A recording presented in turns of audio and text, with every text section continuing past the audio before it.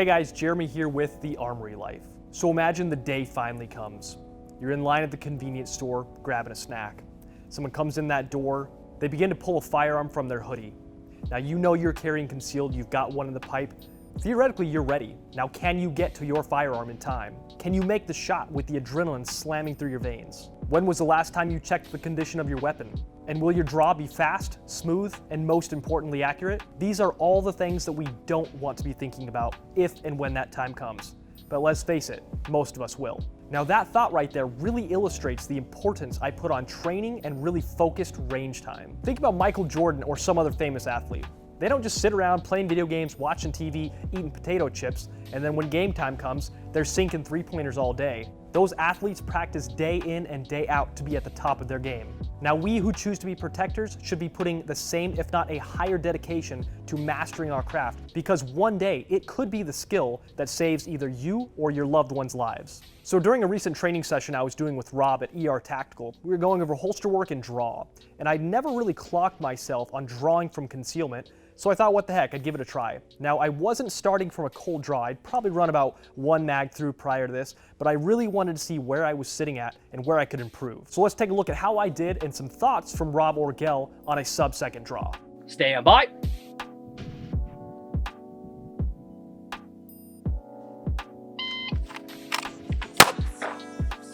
.62. Want to do it again? Yeah. Here we go. Stand by.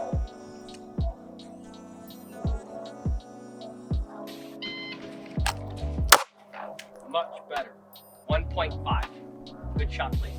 So the sub-1-second draw. We spend a lot of time and energy mastering the sub-1-second draw, but let's understand what it really is.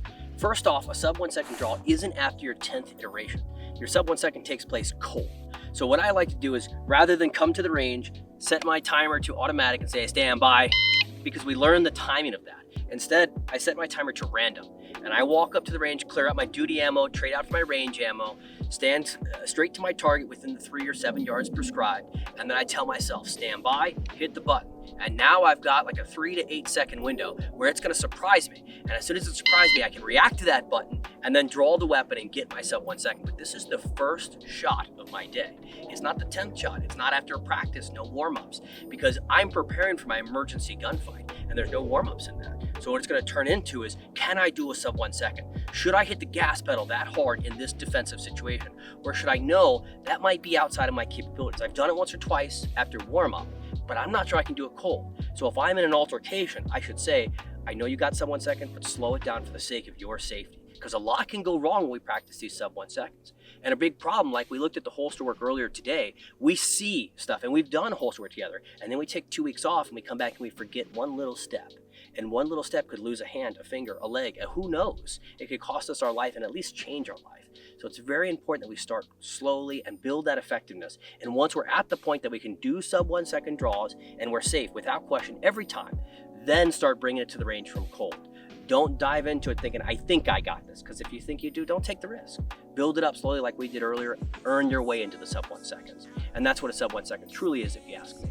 So as always, a huge shout out to Rob Orgel at ER Tactical. He's an incredible firearms instructor and I always value his thoughts and opinions during a training session with him. So as you probably noticed, my daily carry is between the 3 and 4 o'clock position.